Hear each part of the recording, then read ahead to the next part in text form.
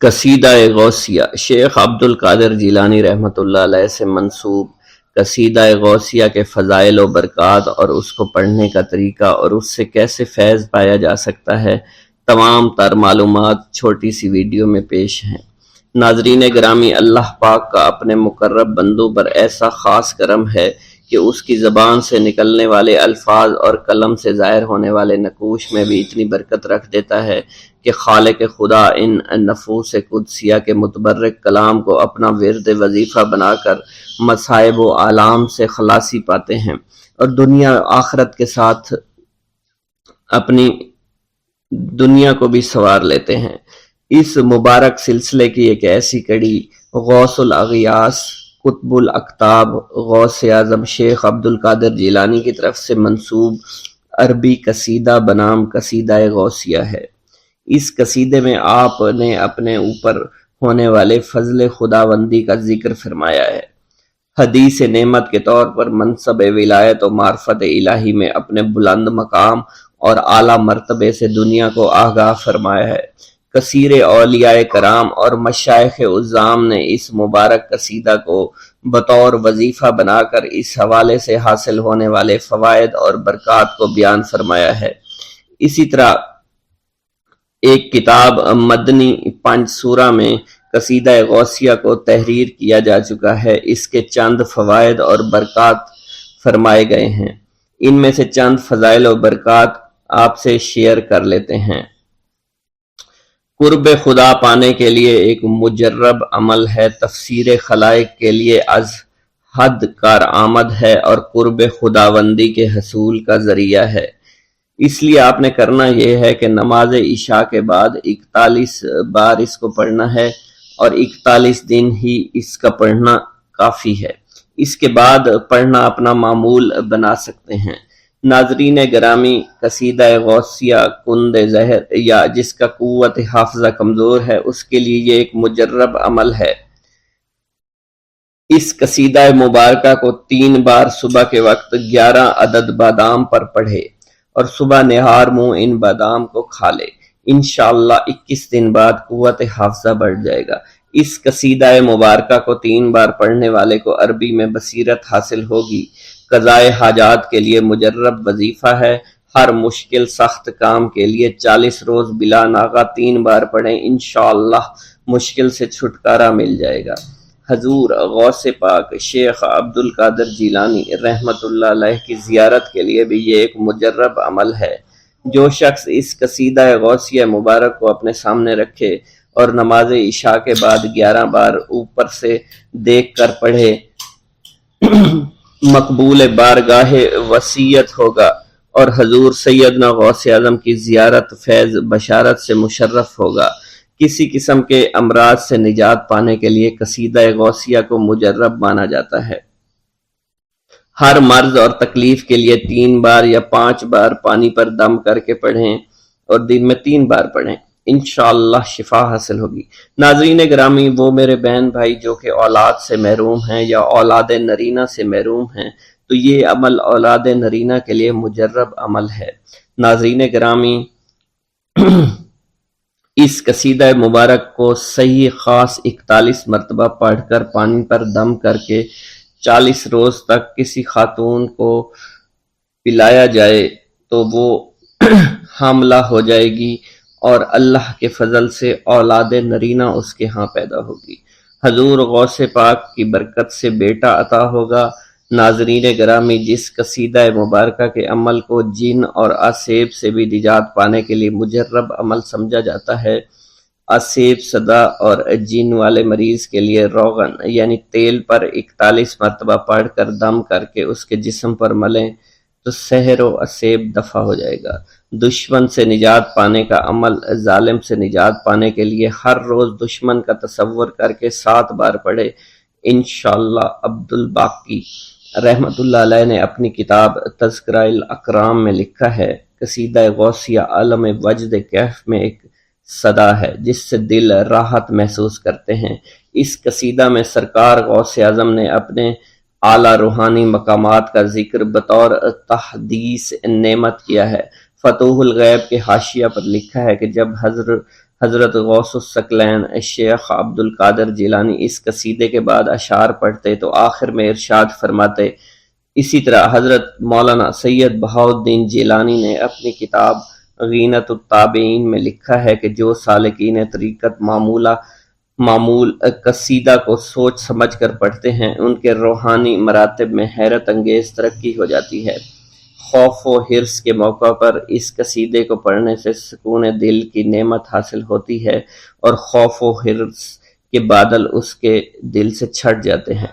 ناظرین گرامی، آخر میں حصول برکت کے لیے حضور غوث پاک کی منقبت میں سے چند اشعار پیش کرنا چاہوں گا۔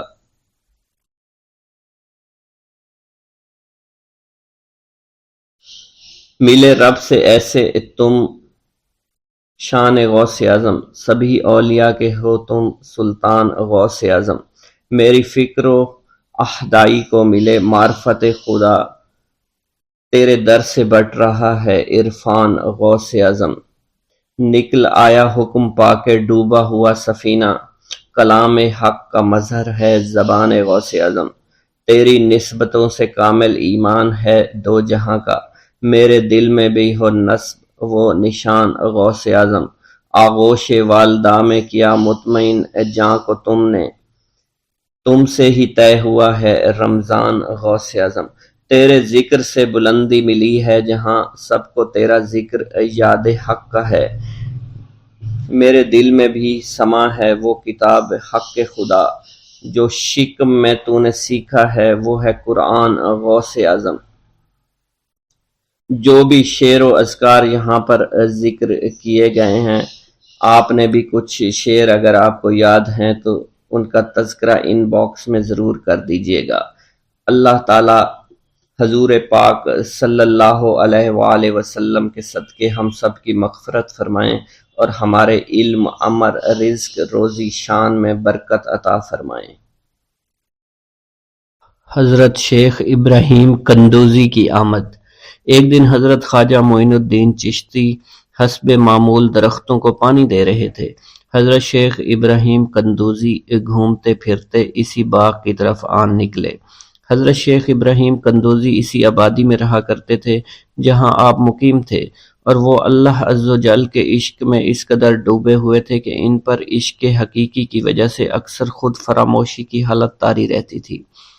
آبادی کے بچے اور بوڑھے انہیں مجذوب کہا کرتے تھے اور قدر کی نگاہ سے دیکھا کرتے تھے۔ جس وقت آپ کی نظر حضرت شیخ ابراہیم قندوزی پر پڑی تو سب کام چھوڑ کر آپ ان کی جانب متوجہ ہو گئے۔ آگے بڑھ کر خوش آمدید کہا اور دست مبارک کو بوسہ دیا، پھر نہایت عزت اور احترام کے ساتھ ایک سایہ دار درخت کے نیچے بٹھایا۔ ان دنوں انگوروں کا موسم تھا، کچھ پکے ہوئے خوشے بیلوں سے اتار کر آپ کی خدمت میں پیش کیے اور خود باادب ہو کر دو زانوں بیٹھ گئے۔ حضرت شیخ ابراہیم قندوزی کو حضرت خواجہ معین الدین چشتی کی مہمان نوازی کا انداز بہت پسند آیا۔ آپ کا یہ ادب بہت بھلا محسوس ہوا۔ حضرت شیخ ابراہیم قندوزی پہچان گئے کہ یہ بچہ نہایت ہونہار اور راہ حق کا متلاشی ہے۔ حضرت شیخ ابراہیم قندوزی نے اپنی جیب سے ایک کھلی کا ٹکڑا نکالا، دندان مبارک سے چبا کر خواجہ معین الدین چشتی کے دہنے مبارک میں ڈال دیا۔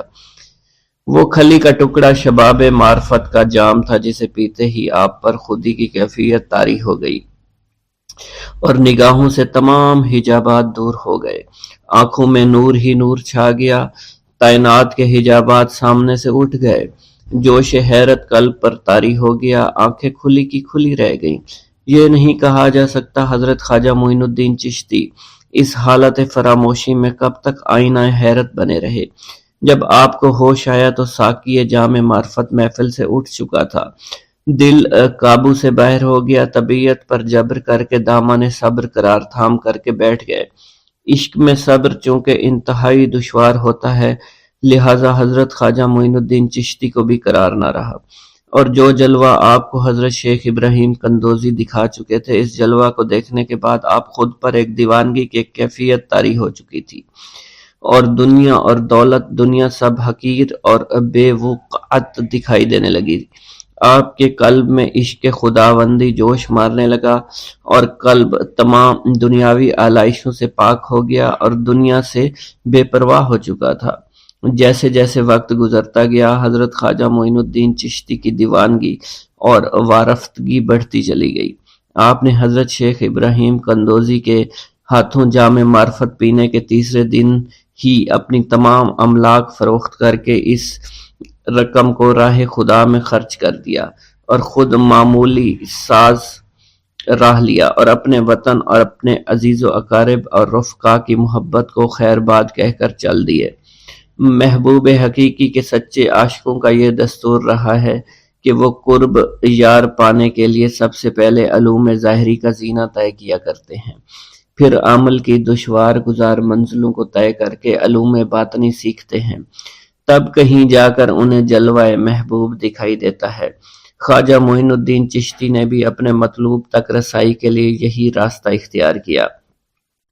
اس زمانہ میں ترکستان کی سرحد پر واقع سمرقند اور بخارا کے عظیم الشان دارالعلوم عالمگیر شہرت رکھتے تھے۔ مشرق و مغرب کے ہزاروں طلبہ ہر سال علم کی دولت سے مالا مال ہونے کے لیے ان دارالعلوم کا رخ کیا کرتے تھے۔ حضرت خواجہ معین الدین چشتی نے تحصیل علوم و فنون کے لیے سمرقند بخارا کا انتخاب کیا۔ بخارا پہنچ کر آپ علم حاصل کرنے میں مشغول ہو چکے تھے۔ اگرچہ حضرت خواجہ معین الدین چشتی کی صغیر سنی کی تعلیم کے متعلق کسی سوانح نگار نے قلم کو جنبش نہیں دی کہ والدین نے آپ کو گھر میں ابتدائی تعلیم دی تھی، مگر سادات خراسان کے مقتدر خاندانوں سے تعلق اور عارف و کامل صاحب فضل و کمال باپ کی گود میں پرورش پانے والے حضرت خواجہ معین الدین چشتی بھلا کیوں کر ان پڑھ رہ سکتے تھے۔ حالات و واقعات کے سیاق و سباق میں غور کرنے سے معلوم ہوتا ہے کہ آپ نے اگرچہ زیادہ تعلیم تو نہیں، کم از کم قرآن مجید کی تعلیم اور علوم مروجہ کی ابتدائی کتابیں ضرور پڑھی ہوں گی، اور یہ بات بھی بعد از قیاس نہیں کہ قرآن مجید کے کچھ سپارے بھی حفظ کیے ہوں۔ بہرحال بخارا پہنچنے سے پہلے آپ نوشت خواندند سے واقف ضرور تھے۔ حضرت خواجہ معین الدین چشتی بخارا کے تمام علماء فضلاء کے حلقہ درس میں شریک ہوئے۔ تذکروں اور سوانح عمری کے مطالعہ سے یہ پتہ نہیں چلتا ہے کہ آپ نے کن کن اساتذہ کے سامنے زانوئے تلمند طے کیا، مگر آپ کے اساتذہ میں حضرت مولانا حسام الدین بخاری خصوصیت کے ساتھ قابل ذکر ہیں، جنہوں نے آپ کو دستار فضیلت عطا فرمائی۔ حضرت مولانا حسام الدین بخاری کی دستگاہ سے آپ نے علوم ظاہری کی تکمیل فرمائی۔ 23 سے 24 برس کی عمر میں علوم ظاہری کی تکمیل کے بعد صفائی قلب اور تزکیہ نفس کا ضروری سامان حضرت خواجہ معین الدین چشتی کو باہم پہنچ گیا تھا، مگر قلب جس تسکین کا متلاشی تھا وہ نصیب نہ ہوئی، اور جس محبوب کو جی بھر کر دیکھنے کی آرزویں دل میں چوٹکیاں لے رہی تھی اس تک ابھی رسائی نہیں ہوئی تھی۔ عشق اور مشق چھپائے نہیں چھپتا، عشق کی آگ حضرت خواجہ معین الدین چشتی کے تن اور من کو جلا رہی تھی۔ تعلیم کی ہوا نے اس آگ کے شعلوں کو اور بھی تیز کر دیا، محبت کا ذوق بڑھ رہا تھا، عشق کے جذبات بھڑک رہے تھے۔ بالآخر جب بے قراری جنون کی حد کو پہنچی، آپ جانب عراق روانہ ہوئے۔ قصبہ سبحان پہنچ کر حضرت شیخ نجم الدین کبرا سے ملاقات ہوئی اور 15 دن آپ نے حضرت شیخ نجم الدین کبرا کے ہاں قیام فرمایا۔ سبحان سے روانہ ہو کر سنجان سے روانہ ہو کر حضرت خواجہ معین الدین چشتی بغداد شریف روانہ ہو گئے۔ ان دنوں حضور سیدنا غوث اعظم قصبہ جبل میں تشریف فرما تھے۔ یہ قصبہ کوہ جودی کے دامن میں آباد تھا، جہاں طوفان نوح کے وقت حضرت نوح کی کشتی آ کر رکی تھی۔ آپ حضور سیدنا غوث اعظم کی صحبت اور زیارت سے مشرف ہوئے۔ اس وقت آپ کی ابتدائی حالت تھی۔ حضور سیدنا غوث اعظم نے آپ کے حق میں دعائے خیر فرمائی۔ اس وقت آپ کی ابتدائی حالت تھی۔ حضور سیدنا غوث اعظم نے آپ کے حق میں دعا فرمائی۔ انہوں نے بشارت دی کہ آپ مقتدائے روزگار ہوں گے۔ خلق اللہ آپ سے فیض یاب ہو گئی۔ آپ نے حضور سیدنا غوث اعظم کے پاس کچھ عرصہ قیام کیا اور واپس تشریف لے گئے۔ بسم اللہ الرحمن الرحیم۔ ناظرین گرامی، روایت میں آتا ہے کہ قطب الاقطاب حضرت شیخ عبد القادر جیلانی الحسنی والحسینی الجیلانی، حضرت غوث اعظم شیخ عبد القادر جیلانی رحمۃ اللہ علیہ جب نماز ادا کرتے تو بہت زار و قطار رویا کرتے، یعنی گریہ زاری کیا کرتے تھے۔ روتے روتے آپ کی ہچکی بن جایا کرتی تھی۔ جب آپ رحمت اللہ علیہ مسجد میں اپنے مریدین اور شاگردوں کے ساتھ با جماعت نماز پڑھتے، اللہ پاک کی محبت اور عشق میں اتنے ڈوب کر عبادت کرتے کہ ان کے شاگرد آپ کی رقت آمیزی کو دیکھ کر، یعنی رونے کے انداز کو دیکھتے اور کہتے اگر اصل نماز دیکھنی ہے تو غوث پاک کی نماز کو دیکھا جائے۔ تو ایک بار کا ذکر ہے کہ آپ رحمت اللہ علیہ عراق کی مسجد میں سے با جماعت نماز پڑھ کر باہر نکلے، آپ کے مریدین بھی آپ کے ساتھ تھے۔ آپ نے دیکھا کہ اسی محلے میں کچھ بچے اخروٹ کے ساتھ کھیل رہے ہیں۔ آپ بچوں سے بہت پیار کیا کرتے تھے، گویا کہ خود بچپن میں کبھی بچوں کی طرح کھیل کود نہیں کر سکے، لیکن بچوں کو دیکھ کر آپ مسکراتے تھے۔ آپ آگے بڑھنے لگے اور مریدین کی بڑی جماعت بھی آپ کے ساتھ تھی۔ ابھی آپ زیادہ دور نہیں گئے تھے کہ ان بچوں نے ایک دوسرے کے کان میں کچھ بولنا شروع کر دیا اور اشارے میں باتیں کرنے لگے کہ کیا خیال ہے کہ جو بابا جی سب سے نمایاں ہیں، نورانی چمکتے ہوئے چہرے والے ہیں، سب سے آگے چل رہے ہیں، ان کو بولا جائے جو فرمائش ہمیں کرنی ہے ان سے کر دیں، کیا یہ ہمیں ڈانٹیں گے تو نہیں؟ تو کچھ سمجھدار بچے ہم زبان ہوئے اور کہا نہیں نہیں، یہ جو بابا ہے نا بہت اچھے ہیں، ان سے جو کچھ کہو گے انہوں نے وہ ہماری بات پوری کرنی ہے، ہم ان سے ایک میٹھی اور لذیذ چیز آج منگواتے ہیں۔ تو ان میں سے ایک بچہ جو سب سے بڑا تھا پاس آیا اور کہا بابا میری بات سنیں۔ آپ نے بہت پیار اور شفقت سے اس کے سر پر ہاتھ رکھا اور کہا بیٹا کہو۔ اس نے کہا کہ میرا دل کر رہا ہے کہ میں آپ سے کچھ مانگوں۔ آپ نے فرمایا کہ کہو بیٹا کیا چاہتے ہو؟ وہ کہنے لگا کہ مجھے آپ اس فلاں جلیبی والے سے جلیبی لا کر دے سکتے ہیں، میرا کھانے کا بہت دل کر رہا ہے۔ میں چلا جاتا لیکن بابا میری باری آنے والی ہے، جب تک میں جلیبی لے کر وہاں آؤں گا میری باری چلی جائے گی۔ آپ رحمت اللہ علیہ کے وہاں کے مشہور بزرگ بڑے سردار لوگ ہیں، آپ کے خادمین آپ کے نوکر بننے کے لیے جان کی بازی لگانے کو تیار رہتے ہیں۔ ادھر وہ بچے آپ کے رتبے کو بھی دیکھ رہے تھے اور یہ بھی دیکھ رہے تھے کہ آپ کون سی شخصیت ہے، لیکن پھر بھی اتنے سارے لوگوں کو چھوڑ کر آپ سے وہ بچہ کہتا ہے کہ بابا مجھے جلیبی لا کر دے دیں۔ بابا جی نے کہا کہ ٹھیک ہے میں لا کر دے دیتا ہوں۔ آپ کا ایک مرید آپ کے پاس آیا اور کہا حضرت آپ کیوں اس بات پر توجہ دے رہے ہیں، آپ اس بچے کی فرمائش پر جلیبی لا رہے ہیں؟ حضرت آپ پر میری جان قربان ہو، میں اس بچے کو جلیبی لا کر دے دیتا ہوں۔ آپ رحمت اللہ علیہ نے اسے اپنے ہاتھ کے اشارے سے منع فرمایا اور کہا اس نے مجھ سے کہا ہے نا تو میں ہی اس کی خواہش کو پورا کروں گا۔ پھر آپ رحمت اللہ علیہ اس جلیبی والے کے پاس تشریف لے گئے اور جلیبی والا کچھ دیر پہلے اداس بیٹھا ہوا تھا۔ آپ رحمت اللہ علیہ اس کی دکان میں تشریف لے گئے تو وہ خوشی خوشی سے جھومنے لگا۔ آپ رحمت اللہ علیہ نے اس جلیبی والے سے جلیبی لی، اس نے خوشی خوشی آپ رحمت اللہ علیہ کے ہاتھوں میں جلیبی تھما دی۔ وہ آدمی لگ بھگ 70 سال کا تھا، اس بڑھاپے میں بھی وہ کام کرنے پر مجبور تھا۔ اس کی آنکھوں میں آپ رحمت اللہ علیہ کو دیکھ کر آنکھوں سے آنسو آ گئے۔ اس نے روتے ہوئے کہا اللہ کا لاکھ لاکھ شکر ہے، اس نے میری دعا سن لی۔ آپ نے میری دکان میں قدم رکھے تو کئی دنوں سے آپ کے انتظار میں یہاں بیٹھا ہوا تھا۔ میں جانتا تھا کہ آپ ضرور میری دکان پر تشریف لائیں گے۔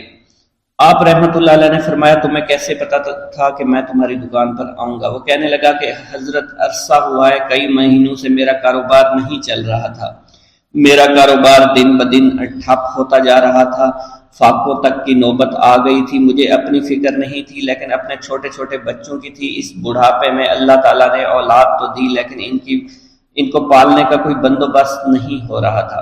میں نے اپنی اس پریشانی کا ذکر کسی سے کیا تو اس نے کہا کہ عراق کے ایک شہر میں چلے جاؤ، وہاں پر کوئی ایک فقیر ہے، اس سے دعا کراؤ، وہ جس کے لیے دعا کرتے ہیں اس کا کام بن جاتا ہے۔ میں اتنا پریشان تھا کہ اس آدمی کے کہنے پر اس فقیر سے ملنے چلا گیا۔ اس کی تلاش کر کے میں نے اس سے کہا تم میرے لیے دعا کرو تاکہ میرے کاروبار میں ترقی ہو جائے اور میرے رزق میں برکت ہو جائے اور تنگ دستی دور ہو جائے تاکہ میں بیوی بچوں کا پیٹ پال سکوں۔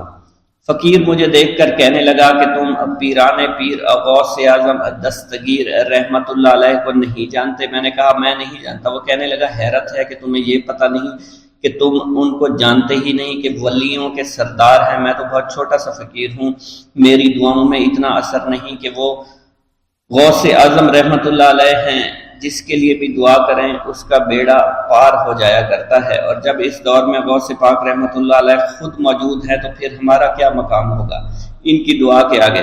ہماری دعا کچھ بھی نہیں ہے۔ میں نے کہا اگر یہ بات ہے کہ آپ سے بڑا کوئی بزرگ ہے تو مجھے بتائیے کہ غوث پاک رحمت اللہ علیہ مجھے کہاں ملیں گے اور میں کہاں جاؤں ان سے ملنے کے لیے؟ وہ کہنے لگا کہ وہ جیلان میں ہیں، تم ادھر جاؤ، ہماری کیا جرت کہ آپ کے لیے دعا کریں۔ آپ رحمت اللہ علیہ جس کے لیے بھی دعا فرماتے ہیں اس کا بیڑا پار ہو جاتا ہے، اور اس کو کہیں بول جانے کی ضرورت نہیں ہوتی۔ حضور جب اس فقیر نے مجھے یہ بات کہی تو فوراً جیلان شریف میں آ گیا، اور یہاں پر میں نے آپ کی تلاش شروع کی۔ آج دیکھیے آپ خود بخود میری دکان پر تشریف لائے ہیں،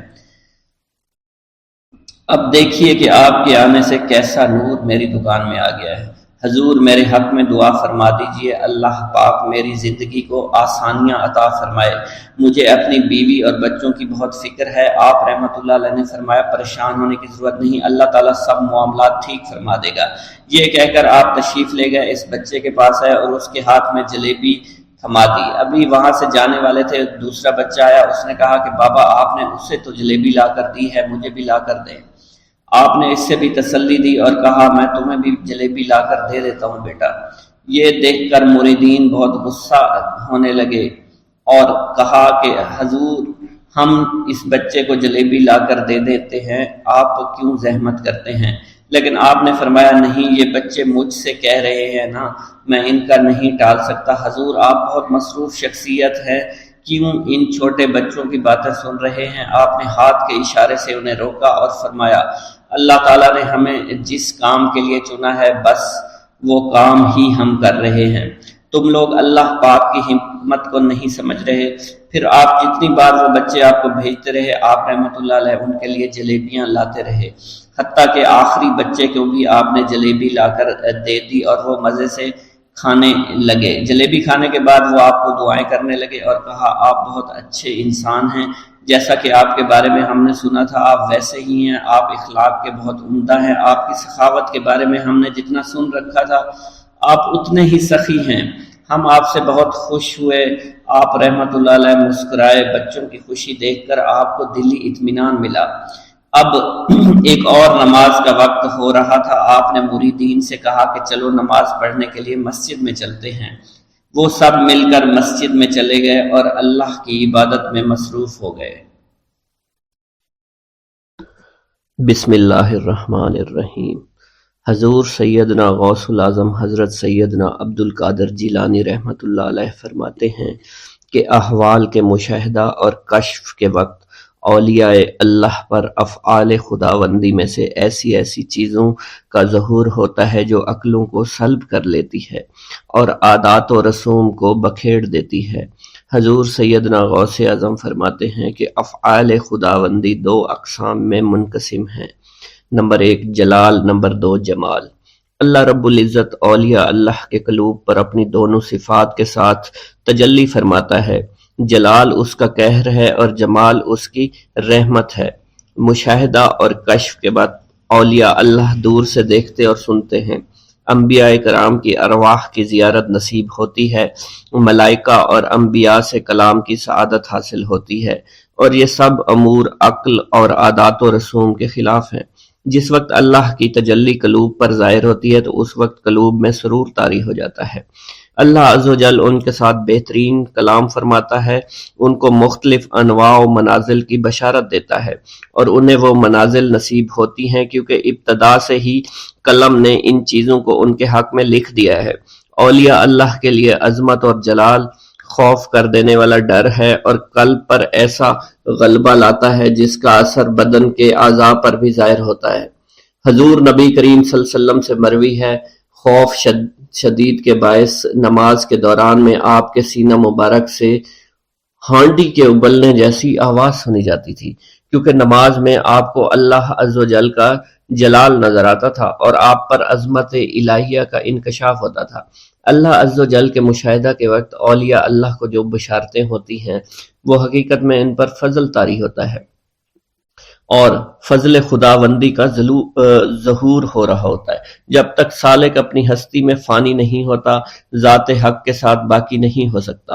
اللہ رب العزت دولت وصال حاصل ہونے سے پہلے عاشقوں کو قرب وصال کی خوشخبری اس لیے دیتے ہیں کہ شاید شوق الہی کے سبب ان کی محبت حد سے گزرے، ان کی قوتیں منقطع ہو جائیں اور وہ ہلاک ہو جائیں۔ یقین کے 3 مرتبے ہیں: علم الیقین، عین الیقین، حق الیقین۔ علم الیقین کے مرتبہ پر فائز ہونے پر سالک کو اس راز کا علم ہو جاتا ہے کہ محبوب حقیقی عالم کی صورت میں جلوہ نما ہے، اور حضور نبی کریم صلی اللہ علیہ وآلہ وسلم اس شاہد لم یزلی کے لیے مرت نامہ ہے۔ پھر جب سالک ترقی کی منازل طے کرتا ہے تو وہ عین الیقین کے مرتبہ پر فائز ہو جاتا ہے، جس سے مراد یہ ہے کہ محبوب حقیقی حضور نبی کریم کی زیارت سے مشرف ہونے لگتا ہے اور اس کا یقین وحدت الوجود پر پختہ ہو جاتا ہے، اور پھر اسے بیداری میں بھی حضور نبی کریم کی حضوری کی سعادت نصیب ہوتی ہے۔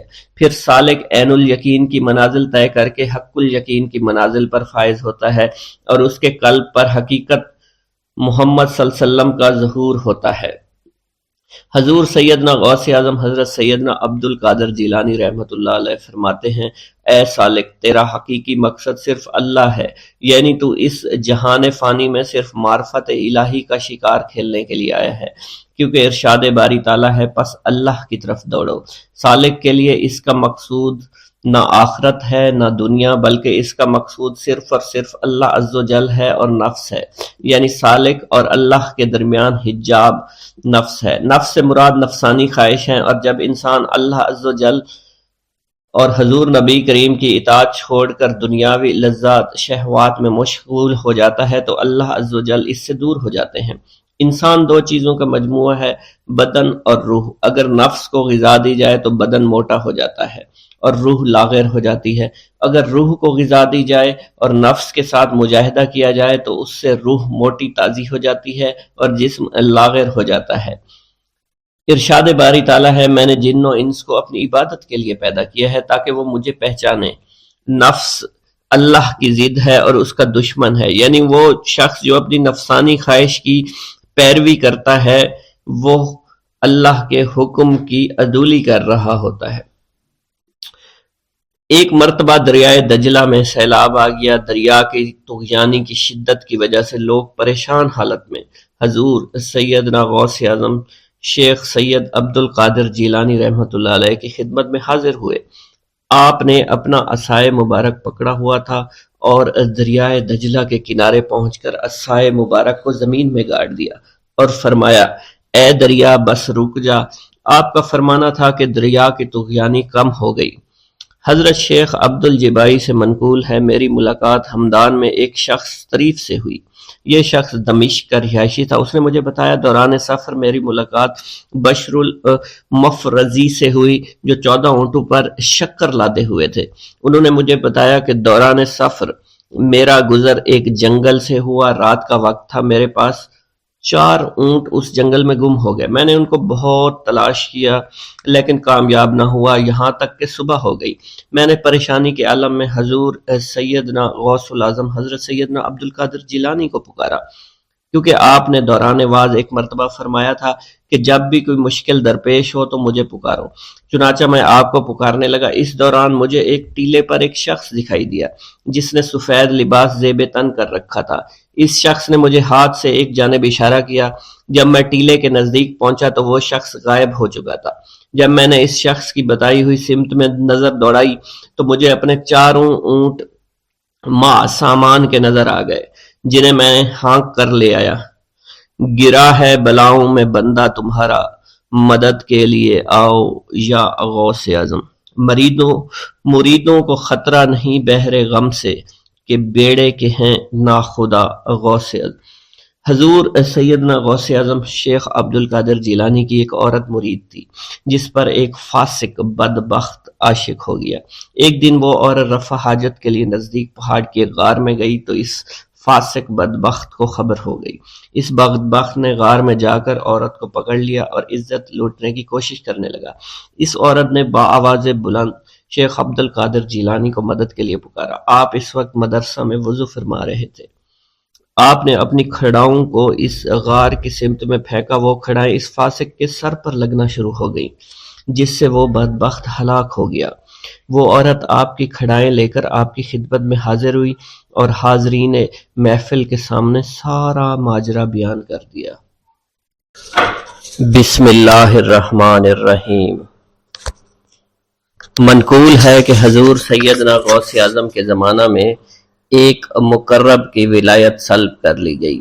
سب چھوٹے بڑے اس کو حقارت کی نگاہ سے دیکھنے لگے۔ اس نے 360 اولیاء اللہ سے التجا کی کہ وہ اس کے حق میں دعا فرمائیں، لیکن اس کا نام لوح محفوظ پر اشتیاق کی فہرست میں لکھ دیا گیا۔ ان اولیاء اللہ نے اس کو بتایا کہ تم کامیاب نہیں ہوں گے۔ اس کے چہرے کا رنگ سیاہ پڑ گیا۔ اس شخص نے حضور سیدنا غوث اعظم شیخ عبد القادر جیلانی کی خدمت میں حاضر ہو کر دعا کی درخواست کی۔ آپ نے فرمایا تم اللہ عز و جل کی بارگاہ میں مردود ہو گئے ہو، مگر میں تمہیں اللہ کے اذن میں مقبول بنا سکتا ہوں۔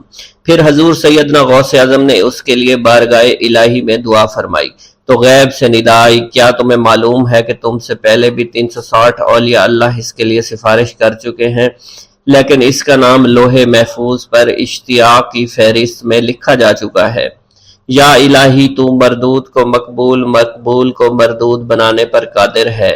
اگر تیری منشا یہی ہے تو نے اس کو مقبول بنانے کے لیے مجھ سے دعا کیوں کروائی؟ غیبی ندا آئی، اے عبد القادر، اسے میں نے تمہارے سپرد کیا، تم اسے جو چاہے بنا دو۔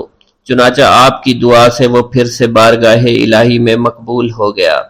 حضرت شیخ ابو صالح سے منقول ہے، حضرت شیخ ابو مدین مغربی نے مجھے حضور سیدنا غوث اعظم شیخ عبد القادر جیلانی کی خدمت میں بغداد فقر کی تعلیم کے لیے بھیجا۔ آپ نے مجھے 20 دن تک اپنے خلوت خانہ کے دروازہ پر بٹھائے رکھا اور 20 روز گزرنے کے بعد مجھے قبلہ رو ہونے کا حکم دیا گیا۔ جب میں قبلہ رو ہو گیا آپ نے فرمایا اے ابو صالح اس طرف دیکھو۔ چنانچہ میں نے اس جانب دیکھا تو آپ نے فرمایا کیا دیکھ رہے ہو؟ میں نے عرض کیا بیت اللہ شریف میری نگاہوں کے سامنے ہے۔ آپ نے مجھے حکم دیا کہ اب مغرب کی سمت دیکھو۔ میں نے اپنا چہرہ مغرب کی جانب کیا تو آپ نے فرمایا کہ اب کیا دیکھ رہے ہو؟ میں نے عرض کیا کہ میں اپنے مرشد پاک حضرت ابو مدین کو دیکھ رہا ہوں۔ ایک مرتبہ سنان نامی عیسائی پادری نے حضور سیدنا غوث اعظم کی محفل میں حاضر ہو کر سلام عرض کیا۔ حاضرین کھڑے ہو کر بیان دیا کہ میں یمن کا رہنے والا ہوں، میں نے ارادہ کیا کہ میں اسلام قبول کروں گا۔ اسی دوران میرے دل میں خیال پیدا ہوا میں اس دور کی سب سے بہترین شخصیت کے دست مبارک پر کلمہ پڑھوں۔ اسی سوچ کے دوران مجھے نیند آ گئی۔ خواب میں مجھے حضور سیدنا عیسیٰ کی زیارت نصیب ہوئی۔ آپ علیہ السلام نے مجھ سے ارشاد فرمایا بغداد چلے جاؤ، شیخ عبد القادر کے دست حق پر اسلام قبول کرو، کیونکہ اس وقت وہ روئے زمین پر تمام لوگوں میں افضل اور اعلیٰ ہیں۔ حضرت شیخ عمر الحکیمانی سے منقول ہے، ایک مرتبہ حضور سیدنا غوث اعظم کی خدمت میں 13 لوگ دائرہ اسلام میں داخل ہونے کے لیے حاضر ہوئے۔ ان لوگوں نے بیان کیا کہ ہم عرب کے عیسائی ہیں اور ہم نے کلمہ پڑھنے کا ارادہ کر لیا ہے۔ ابھی یہ سوچ ہی رہے تھے کہ کس مرد کامل کے دست حق پر کلمہ پڑھیں گے، ہمیں ہاتف غیب سے آواز سنائی دی کہ بغداد جا کر شیخ عبد القادر جیلانی کے دست مبارک پر کلمہ پڑھو۔ حضرت شیخ زین الدین ابو الحسن علی بن ابی طاہر سے مروی ہے، فرماتے ہیں میں نے حضور سیدنا غوث اعظم سے علم حاصل کیا۔ اللہ عز و جل نے مجھے 1 سال میں اتنا علم دیا کہ دوسروں کو وہ علم 20 سال میں بھی نصیب نہ ہوا ہوگا۔ میں نے آپ سے مصر جانے کی اجازت طلب کی۔ آپ نے فرمایا تو دمشق پہنچ کر غازیوں کو مصر میں داخل ہونے کے لیے تیار پائے گا تاکہ اس پر قبضہ ہو جائے، مگر ان سے کہنا کہ وہ ہرگز کامیاب نہ ہوں گے، ہاں دوسری مرتبہ وہ کامیاب ہو جائیں گے۔ حضرت شیخ زین الدین فرماتے ہیں جب میں دمشق پہنچا میں نے وہی حال پایا جو آپ نے بیان فرمایا تھا۔ میں نے ان سے کہا تو وہیں نہ رکے۔ جب میں مصر پہنچا تو میں نے خلیفہ کو ان کو مقابلے کے لیے تیار پایا۔ میں نے خلیفہ سے کہا گھبراؤ نہیں، کامیاب ہو جاؤ گے۔ وہ فرماتے ہیں خلیفہ نے مجھے اپنا ندیم خاص مقرر فرمایا اور اپنے ہر راز سے مجھے واقفیت دے دی۔ پھر دوسری مرتبہ غازی آئے، انہوں نے مصر پر قبضہ کر لیا۔ مجھے حضور سیدنا غوث کے قول کے مطابق ہر ایک سے 1.5 لاکھ دینار ملے۔ مجھے مصر میں ہر خاص و عام میں مقبولیت حاصل ہوئی اور بے شمار لوگ میرے واعظ سے مستفید ہونے لگے۔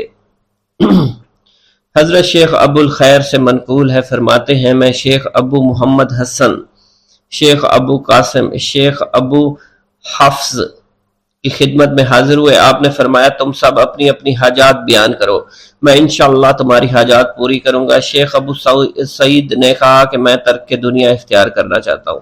شیخ ابن قائد وانی نے کہا کہ مجھے مجاہدے کی قوت عطا کر دیجئے۔ شیخ بزاز نے کہا خوف الہی چاہتا ہوں۔ شیخ فارسی نے کہا اللہ کے ساتھ میرا ایک حال ہے جسے میں کھو بیٹھا ہوں، چاہتا ہوں میرا وہ حال لوٹ آئے۔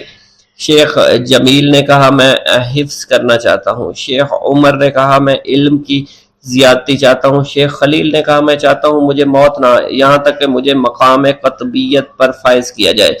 شیخ ابو البرکات نے کہا کہ میں محبت الہی میں استغراق چاہتا ہوں۔ شیخ ابو عبداللہ نے کہا کہ میں نائب وزیر بننا چاہتا ہوں۔ شیخ ابو مفتوح نے کہا کہ میں خلیفہ کے گھر کا استاد بننا چاہتا ہوں۔ حضرت شیخ ابو الخیر فرماتے ہیں حضور سیدنا غوث اعظم نے فرمایا انشاءاللہ تم سب کی حاجات جلد پوری ہوں گی۔ چنانچہ آپ کا قول پورا ہوا اور تمام لوگوں کی حاجات پوری ہوئیں ماں سوائے شیخ خلیل کے، کیونکہ حضرت شیخ خلیل نے قطبیت مانگی تھی جس کا وقت ابھی نہیں آیا تھا۔ حضرت ابو السعد عبداللہ سے مروی ہے کہ میری کنواری بیٹی فاطمہ گھر کی چھت پر چڑھی تو اسے کوئی چیز اٹھا کر لے گئی۔ اس وقت میری بیٹی کی عمر 16 برس تھی۔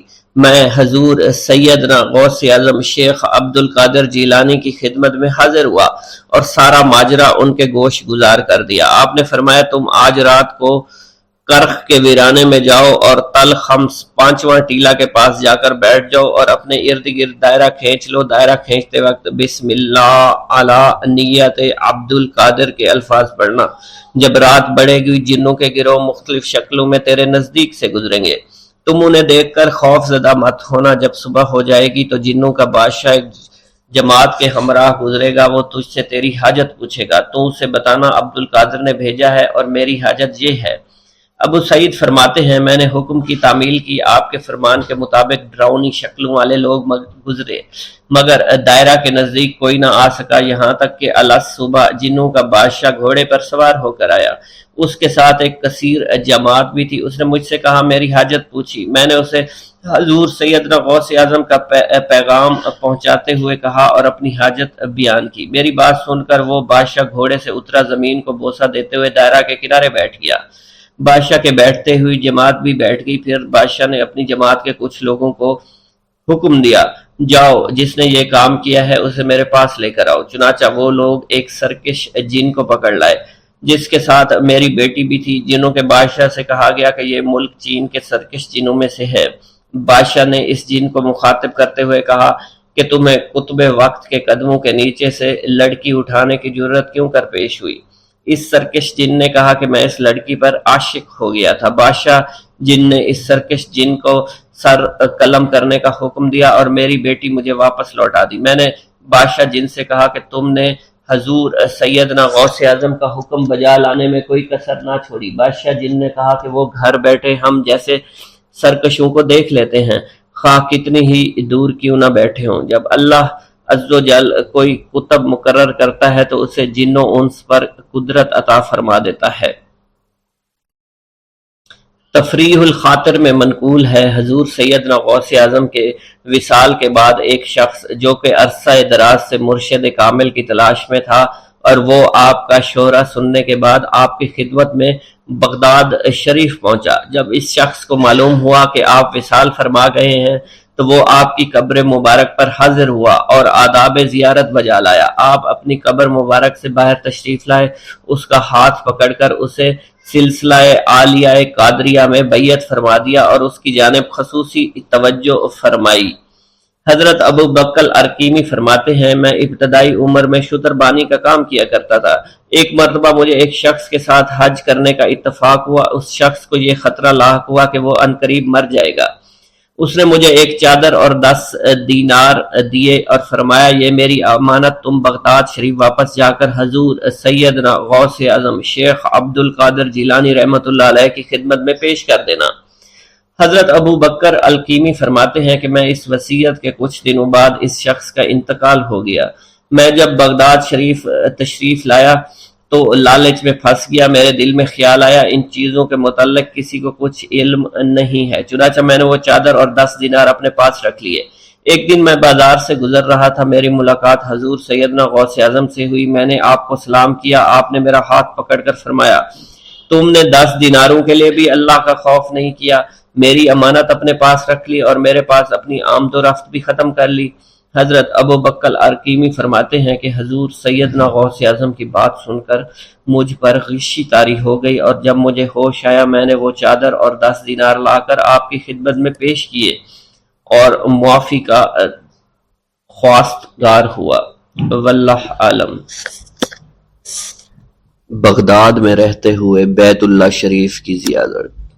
حضرت شیخ ابو صالح سے منقول ہے حضرت شیخ ابو مدین مغربی نے مجھے حضور سیدنا غوث اعظم کی خدمت میں بغداد فقر کی تعلیم کے لیے بھیجا۔ آپ نے مجھے 20 دن تک اپنے خلوت خانہ کے دروازے پر بٹھائے رکھا اور 20 روز گزرنے کے بعد مجھے قبلہ رو ہونے کا حکم دیا۔ جب میں قبلہ رو ہو گیا آپ نے فرمایا اے ابو صالح اس طرف دیکھو۔ چنانچہ جب میں نے اس جانب دیکھا آپ نے فرمایا کیا دیکھ رہے ہو؟ میں نے عرض کیا بیت اللہ شریف میری نظروں کے سامنے ہے۔ آپ نے مجھے حکم دیا کہ اب مغرب کی سمت دیکھو۔ میں نے اپنا چہرہ مغرب کی جانب کیا تو آپ نے دریافت فرمایا کیا دیکھ رہے ہو؟ میں نے عرض کیا میں اپنے مرشد پاک حضرت ابو مدین کو دیکھ رہا ہوں۔ ایک مرتبہ سنان نامی عیسائی پادری نے غوث اعظم کی محفل میں حاضر ہو کر سلام عرض کیا اور حاضرین میں کھڑے ہو کر بیان دیا کہ میں یمن کا رہنے والا ہوں۔ میں نے ارادہ کیا میں اسلام قبول کروں۔ اسی دوران میرے دل پہ یہ خیال پیدا ہوا کہ میں اس دور کی سب سے بڑی شخصیت کے دست مبارک پر کلمہ پڑھوں۔ اس سوچ کے دوران مجھے نیند آ گئی۔ خواب میں مجھے حضرت سیدنا عیسیٰ علیہ السلام کی زیارت نصیب ہوئی۔ آپ نے مجھ سے ارشاد فرمایا کہ تم بغداد شریف چلے جاؤ اور شیخ عبد القادر جیلانی کے دست حق پر اسلام قبول کرو، کیونکہ اس وقت وہ روئے زمین پر تمام لوگوں میں افضل و اعلیٰ ہیں۔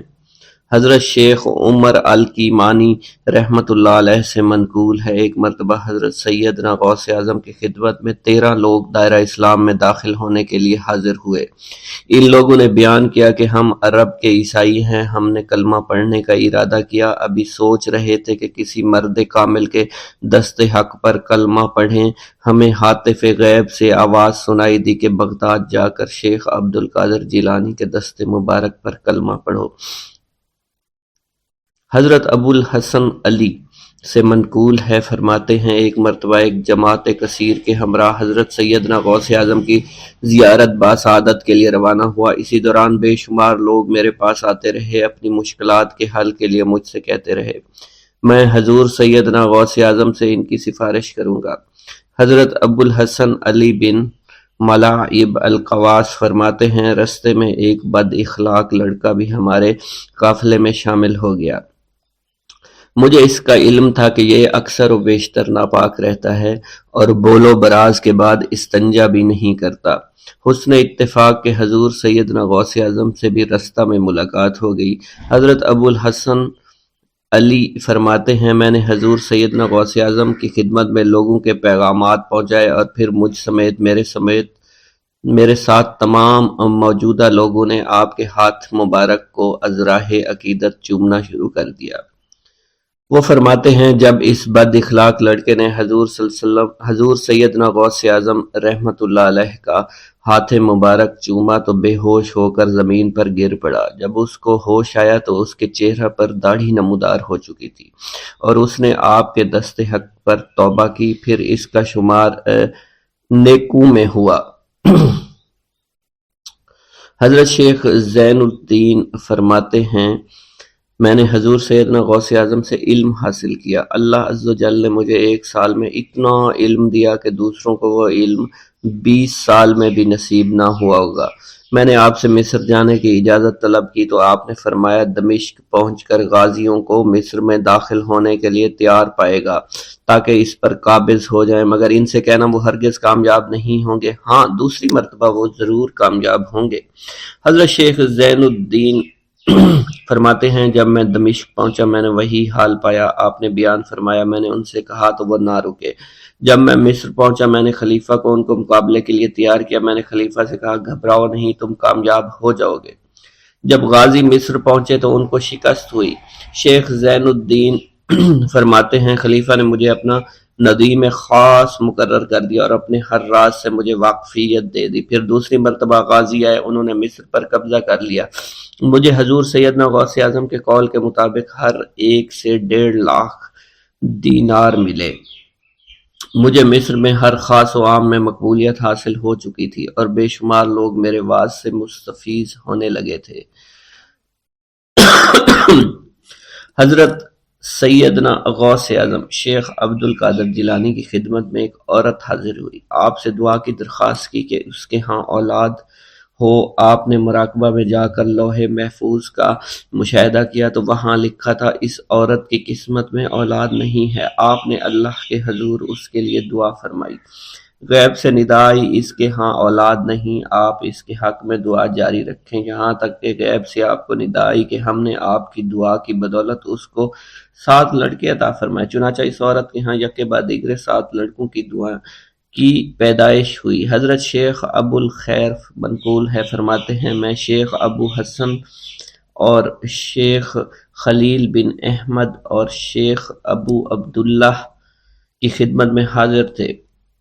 آپ نے فرمایا تم سب اپنی اپنی حاجات بیان کرو، میں انشاءاللہ تمہاری حاجات پوری کروں گا۔ شیخ ابو سعود نے کہا کہ میں ترک دنیا اختیار کرنا چاہتا ہوں۔ شیخ ابو قائد نے کہا میں مجاہدی کی قوت چاہتا ہوں۔ شیخ ابوالزاز نے کہا کہ میں خوف الہی چاہتا ہوں۔ شیخ فارسی نے کہا اللہ کے ساتھ میرا ایک حال ہے جسے میں کھو بیٹھا میں چاہتا ہوں کہ میرا وہ حال لوٹ آئے۔ شیخ جمیل نے کہا میں حفظ وقت چاہتا ہوں۔ شیخ عمر نے کہا کہ میں علم کی زیادتی چاہتا ہوں۔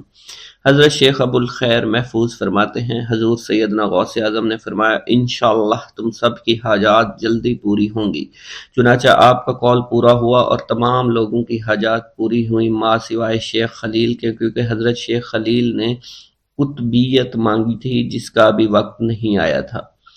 حضرت ابو سعود فرماتے ہیں حضرت شیخ حماد دباس کی خدمت میں حاضر ہو کر عرض کیا حضور میں ملک شام کی جانب مال تجارت لے کر جانا چاہتا ہوں اور میرا یہ قافلہ تیار ہے، میرے پاس 700 دینار کا مال ہے۔ حضرت شیخ حماد دباس نے فرمایا اگر تم اس سال سفر کرو گے تو تم سفر میں ہی قتل کر دیے جاؤ گے اور تمہارا تمام مال و اسباب لوٹ لیا جائے گا۔ حضرت حماد عباس کی بات سن کر وہ تاجر حضور سیدنا غوث اعظم کی خدمت میں حاضر ہوا اور حضرت حماد باس کی بات بیان کر دی۔ آپ نے فرمایا کہ تم سفر پر جاؤ، میں تمہارا ضامن ہوں۔ آپ کا فرمان سن کر وہ سامان تجارت لے کر شام پہنچا۔ اپنا تمام مال فروخت کرنے کے بعد وہ تاجر اپنے کسی کام سے حلب گیا، وہاں ایک مقام پر اس نے 1000 دینار رکھ دیا اور حلب میں اپنی قیام گاہ پر واپس آ گیا۔ اس نے خواب میں دیکھا عرب بدوؤں نے ایک قافلہ لوٹا ہے، قافلہ کے کئی آدمیوں کو قتل کیا ہے جس میں وہ شامل ہے۔ اس کے بعد وہ بیدار ہوا، گھبرا کر اس جگہ پہنچا جہاں اس نے 1000 دینار رکھے تھے، اس کے دینار وہیں پر رکھے اس کو مل گئے۔